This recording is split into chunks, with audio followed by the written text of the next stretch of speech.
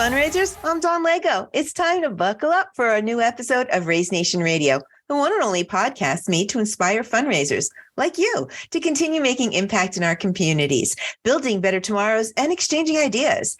So whether you're a trailblazer or seasoned pro, you'll pick up the trends that transform our fundraising. And together, we'll dive into lively conversations and chat with industry-leading fundraisers and thought leaders to explore hot-button issues and innovative ideas. So stay with us for the next 30 minutes while we inspire you to embrace the future of fundraising. And I am super excited about some really cool fundraising and to talk with my next guest about just some cool things that I never thought about. Digital walls and honorarium walls and donor walls and all sorts of recognition. It's just fascinating. And the website is like eye candy for OmniAlley. So please welcome to Raise Nation Radio, Mr. Robert Stallman. He is the co-founder and the senior vice president of growth and partnerships at OmniAlley. And it's super exciting to have you here because it's such a niche and it's so much fun. And I'm excited for you to share with our audience, Robert, everything that is just fun about donor recognition walls, whether they're in person or virtual. So, Robert, hi, welcome to Raise Nation Radio. Hi, yeah, thanks so much for having me. I really appreciate this opportunity, and I'm really excited to talk to you about this today. Yeah, well, I'm excited to listen. But first, our audience wants to get to know you, a little about you. Could you tell us how you landed here, how you founded the company, and maybe whatever you want to share personally, just so we can get to know you a little bit better? Yeah, absolutely. That's a great question. So we started OmniAlley in 2014, and at the time it was really more of a general content management systems software. And so that is like if you're in a mall and you see, maybe some graphics that are out there on the window for, the latest sale, that's going to be digital signage. And so that's powered by a software system like ours. Back then, we were really servicing a little bit of everything, a little retail, a little bit of nonprofits, a little bit of higher ed, everything. Over the course of several years, we ran into some projects, and one of those was in digital donor recognition. And at that time, I had never even heard of that. That was something that was completely unique.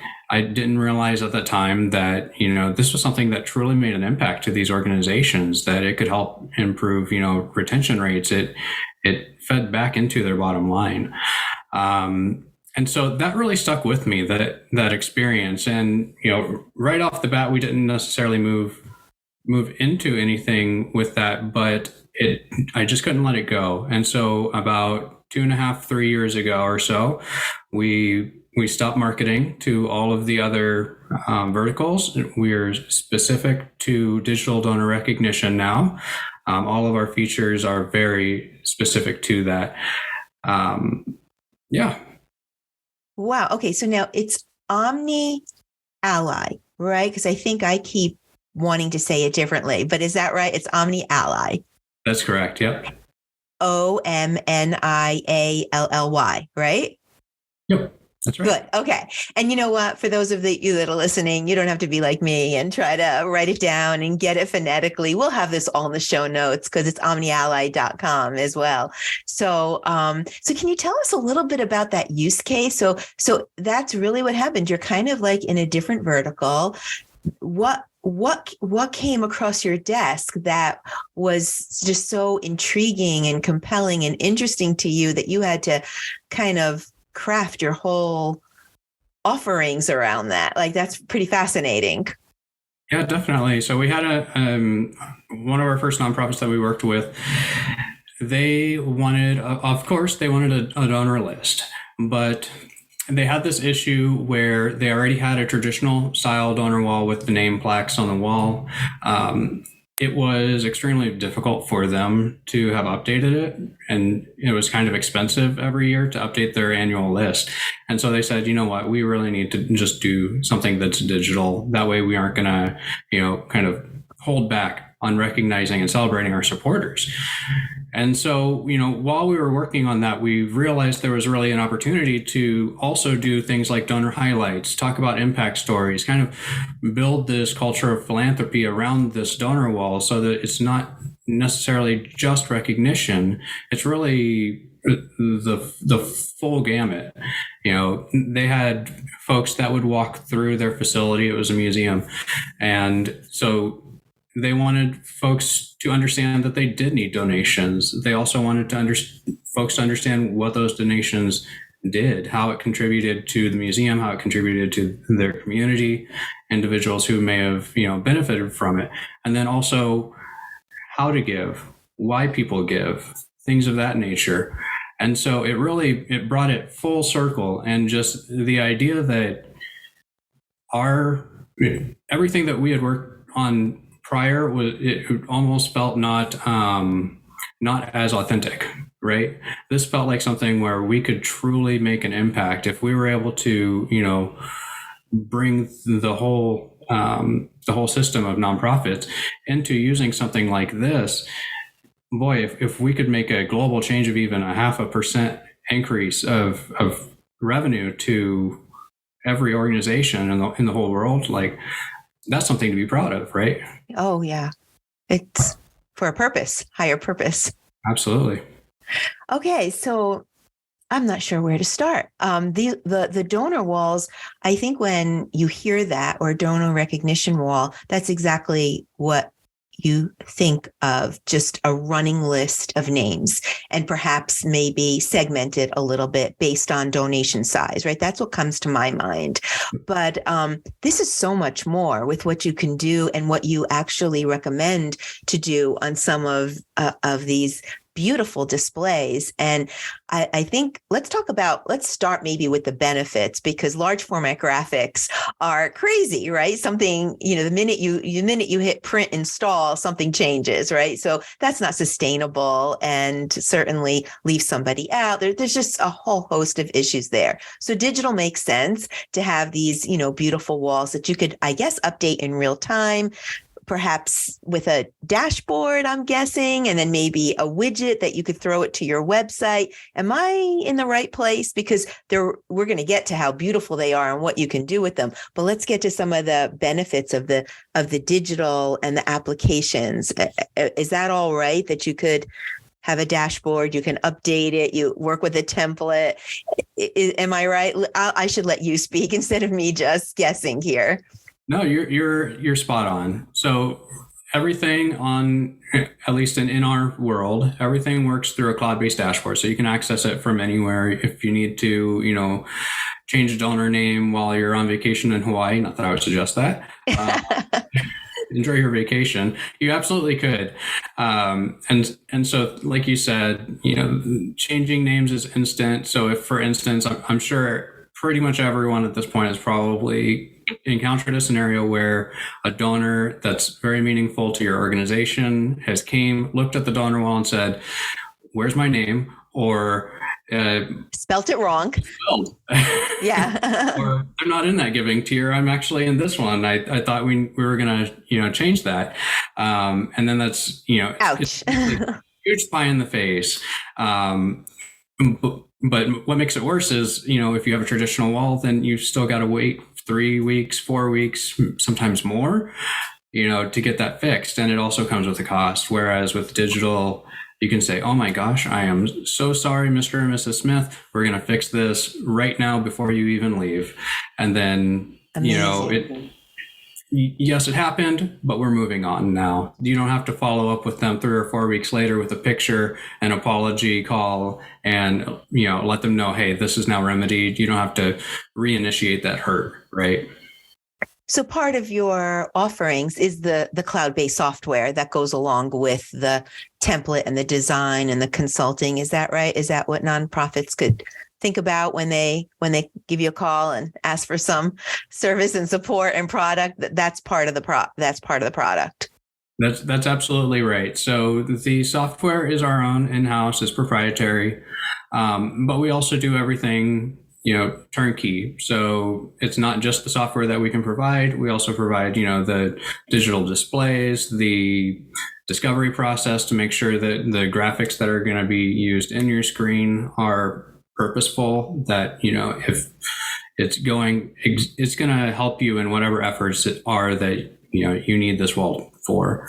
But also that the enclosure or the cabinetry that goes around the screen is beautiful, but it also meets the space. Something that will meet the brand aesthetic, things of that nature. And so really it is very turnkey in that, you can call us, we'll work through the whole process with you. We get everything manufactured, put together, install it, and it's yours. Oh, you even did the installation. Wow. Absolutely. And creative. Okay. So it's completely turnkey from concept to creative to installation. And we're talking about, the hardware that would go along with it. It's all powered by the software, but you even it's not like somebody's calling you and you're creating these beautiful displays and now you're on your own to kind of figure out how it's going to get someplace. Your company handles everything. That's absolutely correct. And I'm glad that you mentioned that too, because a lot of, what some of our customers or, before they became customers, they were concerned about, what happens with this once it is ours? Am I updating this? Are you updating this? How hard is that? And so we're mindful whenever we're designing everything that, as any donor wall company should be, that everything is easily updatable. So we provide templates for graphics, and we do unlimited free training for all of their team, so that if they get a new person in 6 months from now and they're the person who's responsible for putting the names in, we're more than happy to talk to them so that they can do that. Now, there's some teams that might be a little bit smaller, or teams that are already a little bit stretched thin, and just the idea of taking on, one more software platform, even though it's easy to use, it's too much, right? And so we do have other services that where you can basically just have us do it. We call it the white glove experience. And then, you just send us an email, say, hey, Mr. and Mrs. Smith, they just donated $1 million. I need their name up in the $1 million tier. Got it. So you really are full service turnkey to whatever degree the nonprofit needs. Absolutely. Yep. Wow. Where'd the name come from? Omni Ally. Where did that come from? Yeah. So, and I'm glad that you asked that. So it's really in two parts. So Omni being single and Ally being, of course, an ally. So we're really looking to be kind of your one-stop shop, your one friend in all of this, right? And that goes back to exactly what we were talking about just a second ago, where we don't want you to have to feel like you have 6 different vendors to have to manage across in order to have a digital donor wall. We don't, if you have a technical issue or something, you don't need to go out and talk to Samsung about getting that screen replaced, or Intel to work with that computer, things like that. We're the person. Got it. So from very artistic cabinetry to the branded design, to the software, which is intuitive, easy to use, to the display, that's kind of what you do, and is totally supported by the name, right? Omni Ally. So get it. All right. Very good. All right. Let's talk a little now. It is not just a display though, that would be that would go into this hardscape. You can also have a widget to fire a website, or for the display to be part of, a nonprofit's website. Is that right? That's absolutely right. Yeah. So we have kind of 2 different concepts. We have the digital donor wall, which would be your physical one that could live in your facility. Then we also have the concept of a virtual donor wall, and that could live on your website. Now, what typically happens is that folks will get both. And so they'll have the physical donor wall, and that uses what we call a canvas inside of it. That's where all the graphics and the donor lists and the impact stories, et cetera, all live. And they just want to kind of duplicate that into a virtual wall on their website, so that then it brings everything together in unison, and then updating one of them updates both of them. So it's not extra work. It's just another duplication of what you have, but on your website, which is pretty neat. We do, of course, get folks who, maybe they don't have like a high traffic facility, or maybe they don't even have a facility at all, but having some level of recognition is still super important to them, as it should be. And so virtual can make sense in those instances. We also use virtual donor walls specifically for things like fundraising campaigns, so capital campaigns. Like we have a capital campaign package, is what we call it, where when you're still in the early stages or even in the mid stages of raising, we can, come up with the designs for what your donor wall, your physical donor wall might look like in your space, so that you can share that opportunity with other donors. And then, it'll show how there could be naming opportunities on that as well. But then you can also take the in-screen graphics for that and use it on a virtual donor wall, so that you're recognizing your capital campaign contributors while you're still raising funds. Wow.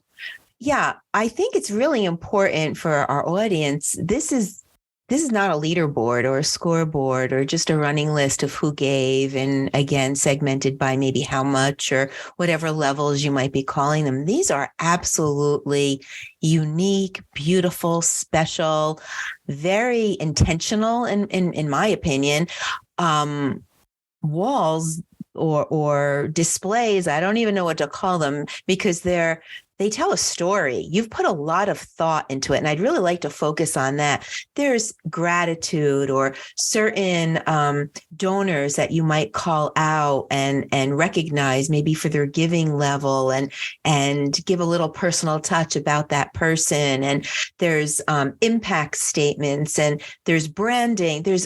Can you talk about all the amazing things that you put on your template? Because you've really thought it out. You're really telling a story. It's not a list in any way. These are special displays. So I'd love for you to talk about everything that's available.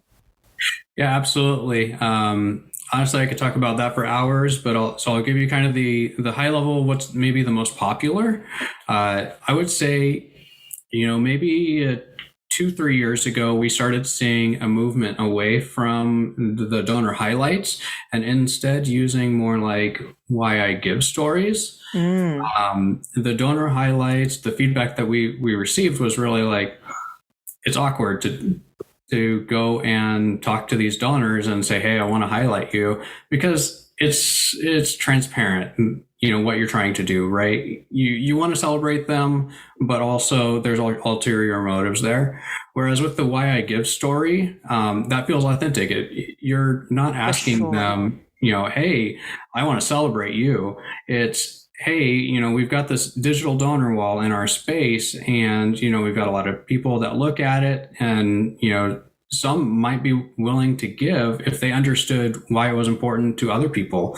You're so important to this organization. Would you mind giving me like a paragraph or two that I could share up on the donor wall? And maybe like a picture of yourself, just to kind of humanize it. And then, they're honored by the fact that you're asking them to help you, and that you recognize how important they are to your organization. It's significantly more authentic of an experience. And so their why, we're talking about the why that probably like donors would share for sure. Absolutely. Yeah. And so, you're not hardly going to get anybody who says no. They all want to help. And so in terms of retention, it's wonderful, but also it does do what it's supposed to do, which is people that are, walking by the wall, maybe they stop for a second, they're going to read that story. And if that resonates with them, that might stick with them. Even if they don't make it, they don't pick up the phone and try and get in touch with the DD right then and there. Maybe it's a month, maybe it's 2 months, maybe it's a year from now. Those sorts of things really stick. I would say the next most popular would be the impact stories. Those are definitely things that we see very frequently. And I don't want to belabor it because I know everyone really knows what an impact story is, but that also helps, in terms of how the donor wall is experienced. It's kind of viewed linearly in that you need to make people aware that there is a need for it, but also what that need is for, and humanizing that need as well. And so having individuals with their stories, with their pictures, who are willing to share why it was important that, the organization did the thing for them, that helps people understand, oh, okay, well, if I give to this organization, it's not that I'm giving $100 just because, they need money for administrative stuff. This is $100 that's going to go and help this person or people like this person, right? And so that becomes very critical. The other part of it, of course, then is things like ways to give stories, not even stories. It's just informing people of ways to give. And by that, I don't necessarily mean like, hey, we take cash, we take cards, you can send us it's none of that. It's more, think of like your restricted funds, for instance, like in the senior care communities, they have the concept of like charitable care, where seniors may have outlived their retirement funds, and so now it's not like they can get another job; they need help, and so funds like that, telling the story about that. But also kind of like we just talked about with the impact stories, like, for $100, this is the impact that you could have. And so, get in touch in this way. And then we like to use like QR codes, things like that might bring them over to your website. That way, then, it kind of bridges that experience. It brings them directly to a way that they could make a donation right then, right there. Yeah, it's definitely taking the donor wall to a whole different level with some of the things that you can do. It's actually engaging, interactive, dynamic. I didn't think of the QR code, but I love QR codes, and you can incorporate those, right? Yeah, this is a whole new way to look, a whole new perspective about donor walls. Anything you knew or thought about of a donor wall, and I definitely had an image in my mind until I went to your website. Throw it out, because this is just a whole new way of looking at it. And I just really like the fact that it could populate virtual and even social media, I would imagine, because not everyone needs or could afford that hardscape or that, all the hardware involved. And I think that's for certain types of nonprofit organizations. It may not be for everyone, but you really do have something for everyone, which is incredible. Can you share with us some, use cases or success stories? And we're going to talk a little bit about how you calculate or deliver, ROI with some of the work you do. But let's first talk about just, you don't have to mention anybody in particular unless you can, just some things that are out there that you've done that have been pretty special. Yeah, absolutely. So I guess this really comes back to some of our unique features, honestly.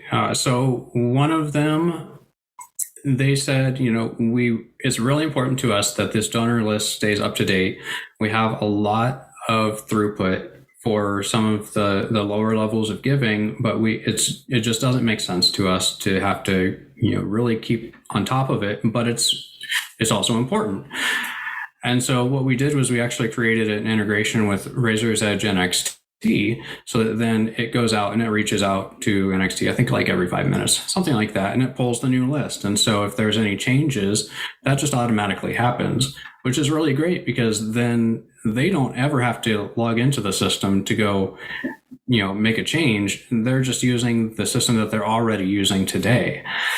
So that's been very successful for them. It has lowered, a lot of the administrative burden associated to the donor walls. I mean, especially if you consider what the alternative could have been with like a traditional wall. You'd be ordering plaques nonstop. And, even at that, if it's like a $5 donation, you can't even afford to recognize them, right? Because the plaque is going to be $40 or something like that. For sure. If not more. Yeah. Exactly.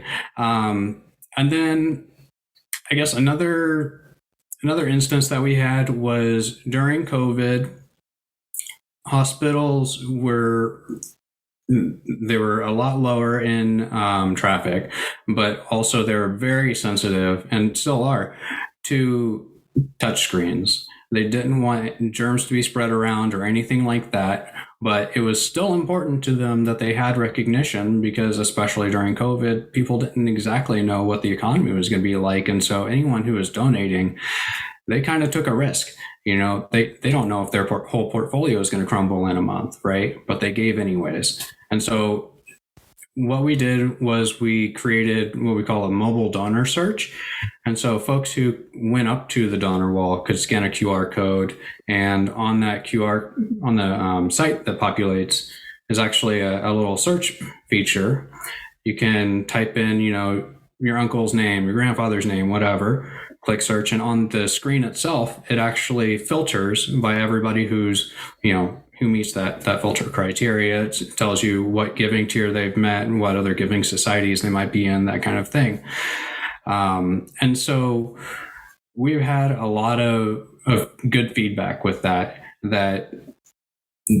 a lot of these organizations, they really don't want touch. They only wanted touch because they wanted to have, that level of personalization, the experience on the screen, but not having all these extra components saves them a lot of money, first off.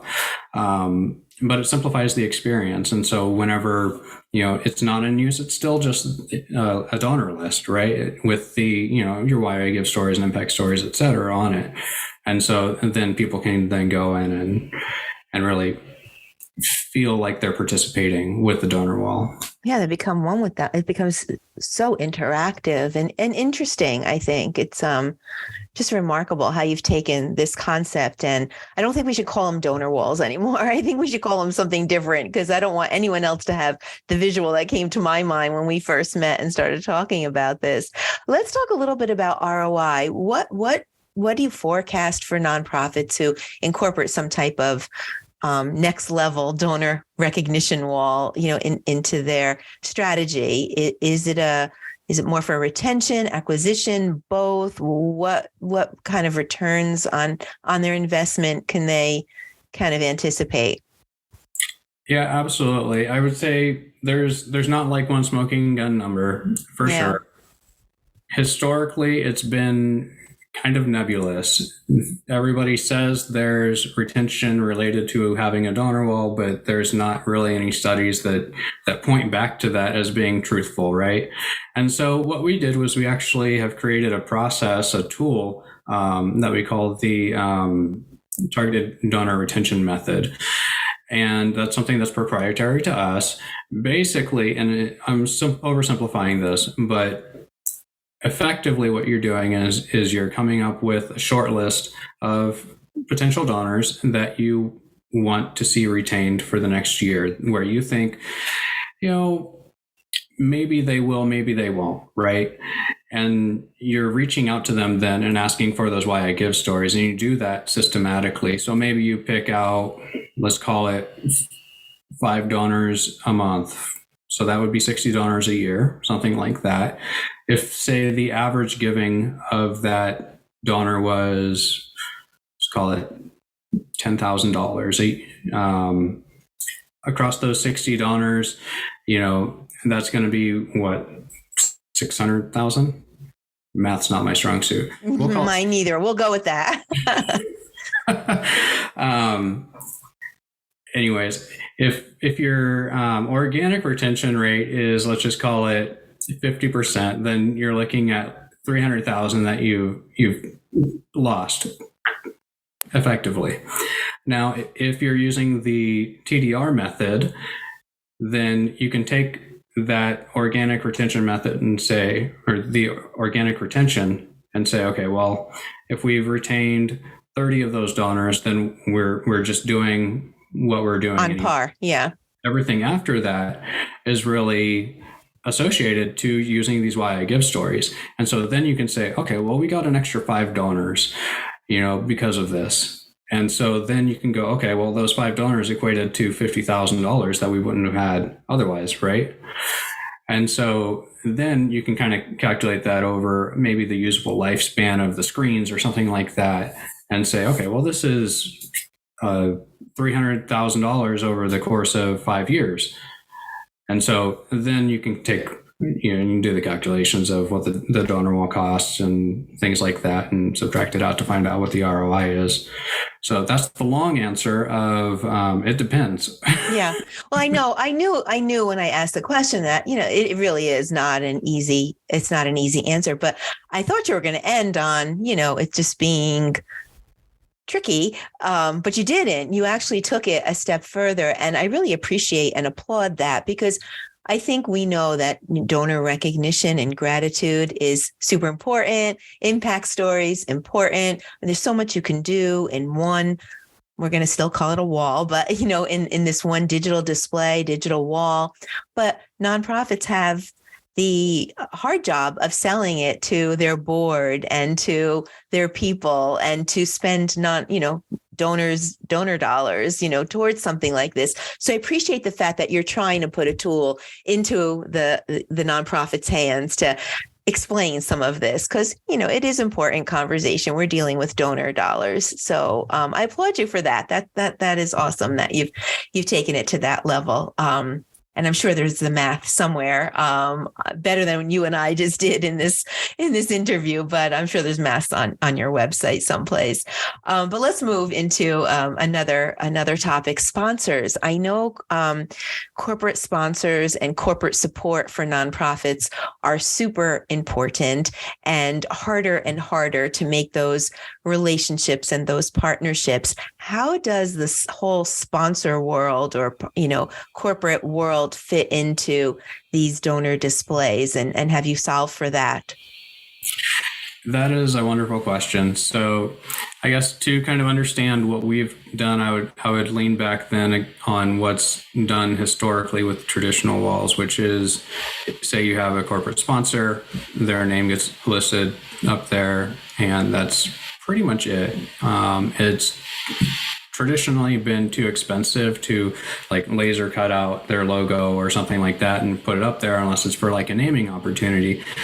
And so there's often times where at the end of the day, a lot of these organizations, they do want to do good. They have, their own systems in-house where they've more or less committed to doing something good in the world. But a lot of that is also fueled by just brand recognition too.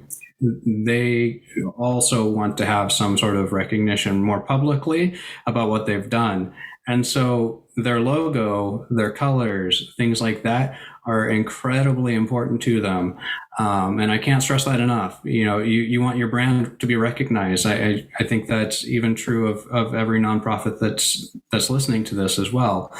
And so just having your name in a list is good, but having a logo is better. And so what we did was we actually created we call it an image-based donor list. And that's specifically for corporate sponsors. That way, then you can have lists of logos that you can upload, and they can still be tiered, and they still get recognized, but they get recognized with, their brand font, their colors, all of that stuff, along with everybody else. The whole concept of the Why I Give stories, they flow back over to the corporate sponsors as well. And so it doesn't necessarily have to be a person that does that Why I Give story. Of course, they're also more amenable to having things like donor highlights, which would be more like a sponsor highlight in this instance, where, on the screen, maybe for 15 seconds or something like that, along with other folks in that loop, their brand gets up there, they get audience, they get some space. And so, it really comes around that is giving them that exposure that they're looking for, but in a more authentic way.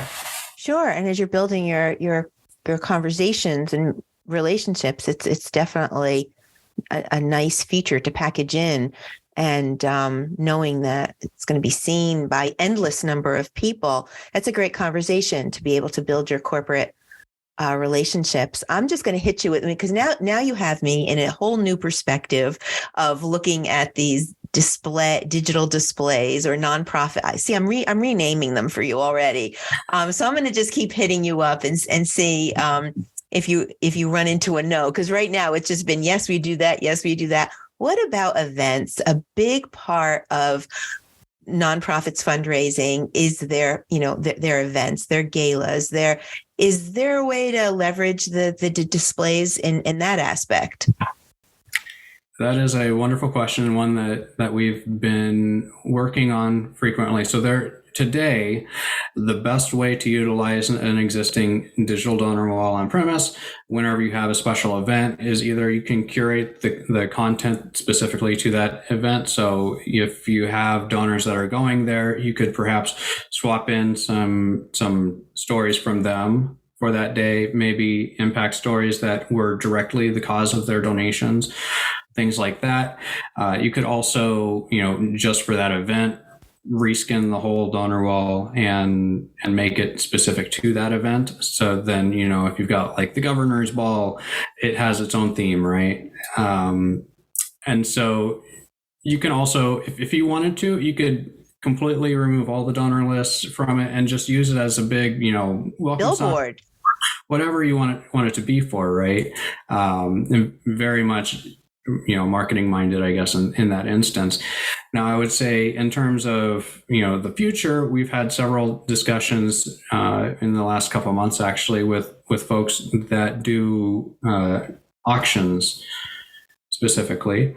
And so we're looking into, this is on the horizon, having some way to show like the highest bidders, kind of having that leaderboard sort of effect in real time, as well as listing, who's won what over the last 10 bids, whatever that might be. And so, that kind of makes it more engaging, more multi-purpose. So it's not always kind of doing the one thing that you need it to do, but it can be more geared towards that special event.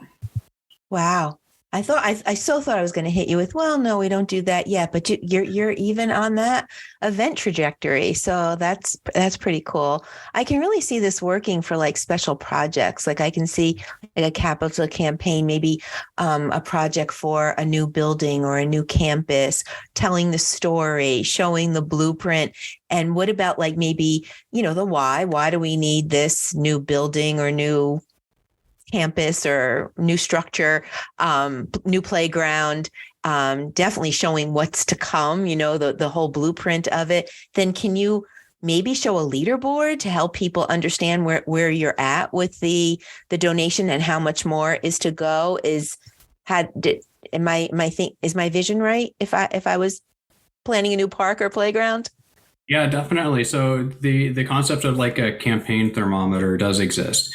And so, as you're going through that thermometer can be updated, and then people can get a kind of a sense of how close are you, like, and then there could be messages of support like, hey, we raised $3,000 last week.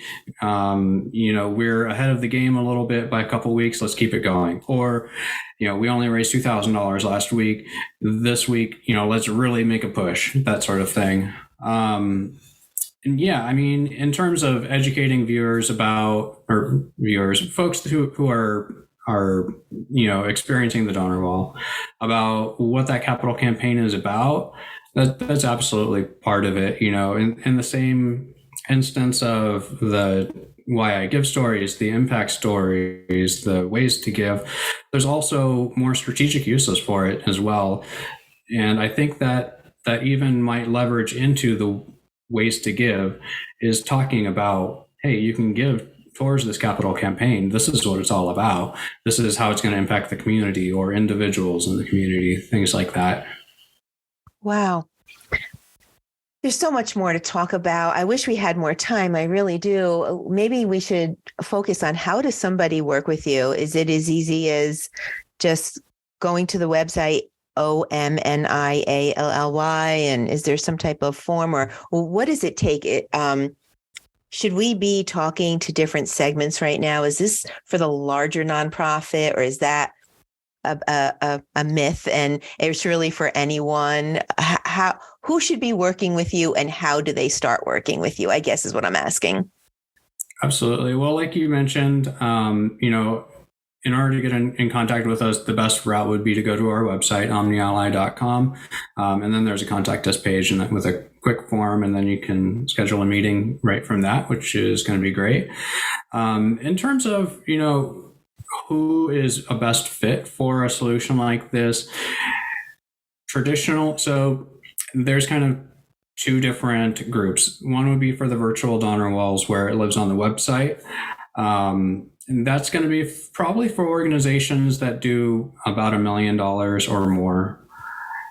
And then in terms of the physical donor walls, there's kind of a longer list of criteria. Obviously, you probably need to have a physical space that you can put these into. It isn't going to be super useful if it's in a very private area, so it needs to be public, and it's going to be most useful if you have at least some traffic that is kind of your audience that can actually appreciate the recognition that you're providing. Traditionally, what we would say is you'd probably want to be an organization that's in the $7 to $10 million plus range. But we've absolutely had folks who are on the smaller side of those who could make financial sense out of this, in terms of a long-term investment as well. Yeah, so you've really taken a highly customizable billboard type solution where you can put all the information that would be engaging and powerful to a prospective donor, and also engaging and powerful to an existing donor. And you've made it in such a way that it's easy to deploy. If it's virtual, financially affordable for everyone. And if it's not virtual, sky's the limit. So you've just covered all the bases. That's fantastic. And you definitely changed my mind about what a donor wall is. And I hope our whole listening audience is intrigued enough to say, hey, I got to go check this out because it's pretty cool. So I think you have such a niche and cool things at what you're doing. And it's going to be exciting to follow you and to follow your walls everywhere. So it's kind of exciting. We're going to have you back so that you can tell us what's coming up next. That auction stuff's kind of interesting too. So all good stuff. Well, we'll have all of this in the show notes, how to get in touch, your LinkedIn, and all of that, so that our audience can certainly figure out how to take some next steps. It was just fascinating. Thank you so much for walking me through it and taking a deeper dive on what used to be known as donor walls, but are now something magnificent. Pretty cool. Really cool stuff. Yeah, thank you so much. I really appreciate you having me. Yeah, we're going to have to keep the conversation going. Well, Fearless Fundraisers, that's about all we have time for today. Thank you for listening. We hope you enjoyed today's Raise Nation topic and your daily dose of fundraising inspiration. Tune in for a new episode release every Thursday at 12:30 p.m. That's Thursdays, 12:30 p.m. Eastern Time for all your new episodes. And in the meantime, you can listen to many episodes on Raise Nation Radio. We're at about 78, 79 of them. Follow the channel that you like best so that you can get notifications about our new guests. And if you're a fundraiser and would like to be a guest on the show, be sure to get in touch with me. All of you are doing such amazing things to build better tomorrows for our communities. Your stories are awe-inspiring. We want to get them on Raise Nation Radio so that no one misses a single episode. I'd like to thank our sponsor, One Cause, for making this episode possible. One Cause is driving the future of fundraising with easy-to-use software solutions that help nonprofits connect with donors. Check it out at onecause.com and visit the resource tab on the homepage for a broad catalog of content and ebooks and videos and blogs that hopefully you'll find helpful. A huge shout out and thanks once again to my guest, Robert Stallman, Senior Vice President of Growth and Partnerships at Omni Ally. I want to get that right, but we'll have it in the show notes in case I keep butchering that name. Robert, thank you again so much for being with us. I do have to ask you one last question, though. Any words of inspiration for our audience? Yeah, absolutely. I guess I would just leave you by saying, recognition is really about celebration. So, be creative, be nimble. The times have changed, and really so have donor expectations in this digital world. So thank you so much for having me. I really appreciate it. And I love that too. You got to get creative and stay a little nimble and fun and fresh. Doing the same old just might not work anymore. So this is a cool way to do it. Well, that's a wrap. Thank you again, Robert. Appreciate that inspiration and just taking us through this whole digital donor recognition wall. So much fun. Until next time, I'm Dawn Lego. This is Raise Nation Radio. You stay fearless out there.